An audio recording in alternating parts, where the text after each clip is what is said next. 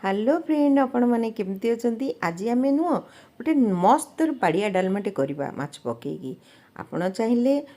लुणी माछ पकई पारे चिंगुड़ी पकई पारे मुझे आज रोही माछ पकईकी गोटे मस्त बाड़िया डालमाटे करी पुणी बिना आलू आ सारू पकईकी ताल आसतु बनवा मुझे खंडे कखारू नहीं बड़ बैगनटे नहीं फाड़े अमृतभंडा नहीं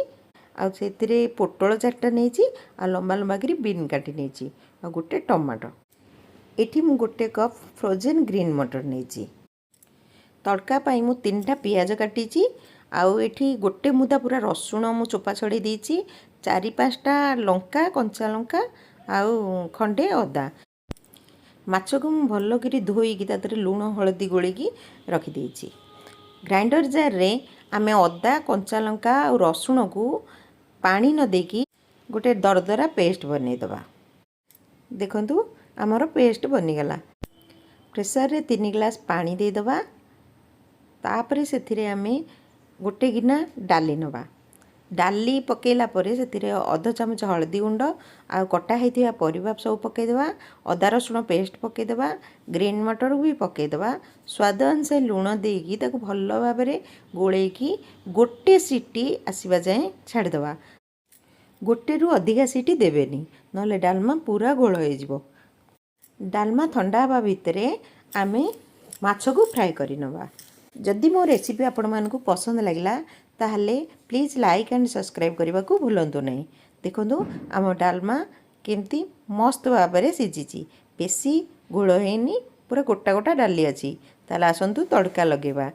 कड़ई रे तेल गरम करिकी सेथिरे सुखिला लंका 4-5टा तेजपत्र पंचुफुटण गोटे चामच जीरा अध चामच पकईकी फुटेदबा फुटीगला परे कटा होइथिबा पियाज पकेइबा पियाज टिके ब्राउन कलर हो गले आमे फ्राए करिथिबा माछ को ताधरे पकेइदबा माछ को पकेइकी किछ समय भाजीबा भाजी साइला परे ताकू सेई कड़ई रे 4-5 खंड करिकी भांगी दबा तापरे भल करी टिके फ्राए करदेला परे आमर सिझा होइथिबा डालमा को ताधरे डाली दबा आमर डालमाटा मोटा अच्छी आमे सेथिरे ग्लास पानी आउ दबा भल करी गोले दबा फुटिया पाई कि गोटे मिनिट छाड़ीदबा आमर फुटीगलानी डालमा देखंतु केते बढ़िया डालमाटे हेची सेथिरे जीरा लंका गुंड आमे 2 चामच देदबा तापरे अध चामच गरम मसाला पाउडर देकी टिके गोले दबा जदि आपण पाखरे धनिया पत्र थिबो ताहले एथिरे पकेइबे मु आलू सारू पकेइनी आपण चाहिए आलू सारू और फूलकोबी भी आधे ऐड करें